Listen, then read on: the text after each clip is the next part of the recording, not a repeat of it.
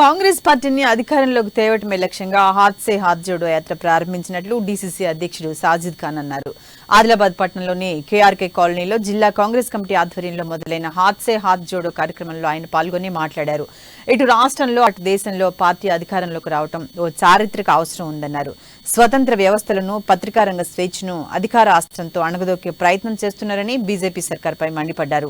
ప్రపంచంలో ఎక్కడ లేనన్ని ఆంక్షలు మీడియా రంగాలపై మోడీ ప్రయోగిస్తున్నారని దుయ్యబట్టారు.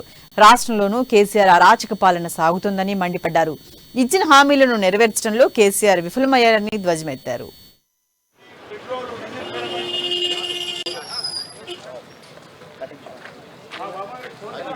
फ्रूट लेने वाले, आने वाले, तरकारी लेने वाले, आने वालों को आप ये बोलो, कांग्रेस भारत छोड़ो, नफरत छोड़ो, भारत छोड़ो, नफरत छोड़ो, भारत छोड़ो, नफरत छोड़ो, भारत छोड़ो, गैस लो, कांग्रेस को वोट दो, 500 रुपए में गैस लो.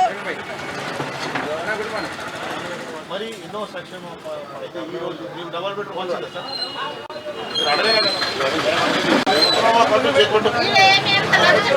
नफरत छोड़ो, भारत छोड़ो, कांग्रेस पार्टी जिंदाबाद.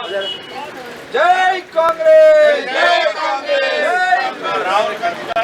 హాత్ సే హాత్ జోడో కార్యక్రమం ఏఐసిసి మరి పిసిసి పిలుపు మేరకు మొత్తం భారతదేశంలో రాహుల్ గాంధీ గారు కన్యాకుమారి నుంచి కశ్మీర్ దాకా పదయాత్ర చేసినారు. దానికి సంఘీభావంగా రాహుల్ గాంధీ గారు ఎందుకు పదయాత్ర చేసినారు, మరి ఆ మెసేజ్ ఇవ్వడానికి ప్రతి బూత్లో, ప్రతి వార్డులో, ప్రతి గుడాలో, ప్రతి తాండాలో, ప్రతి విలేజ్లో పోయి రాహుల్ గాంధీ గారు 4,000 చిల్లరు కిలోమీటర్ పదయాత్ర చేసి ప్రజలు కష్టాలు తెలుసుకొని ఈరోజు హాత్ సే హాత్ జోడో కార్యక్రమం మరి వేరే రాష్ట్రాల్లో మరి ప్రతి బూత్లో ఉన్న కాంగ్రెస్ కార్యకర్తలు చేస్తున్నారు.